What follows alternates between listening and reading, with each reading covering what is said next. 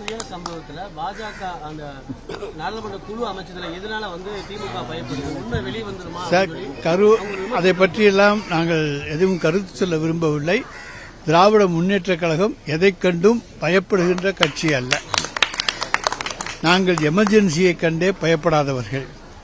13 ஆண்டு காலம் ஆட்சி இல்லாத போதும் அதை பற்றியெல்லாம் கவலைப்படாமல் மக்கள் பணியை செய்தவர்கள். எனவே திராவிட முன்னேற்ற கழகம் பயப்படுகிறது என்ற சொல்லை சொல்லுவதற்கு இந்தியாவிலே எந்த ஒரு கட்சிக்கும் அருகதை இல்லை, பயமுறுத்துவதற்கு எந்த கட்சிக்கும் தகுதியும் இல்லை. அந்த அளவுக்கு அடிப்படையிலே பலமான கட்சி இன்றைக்கு திராவிட முன்னேற்ற கழகம்.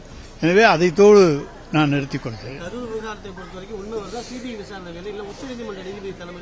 சார், நாங்கள் ஓய்வு பெற்ற நீதியரசு அருணா ஜெகதீசன் கமிஷன் போடப்பட்டிருக்கிறது.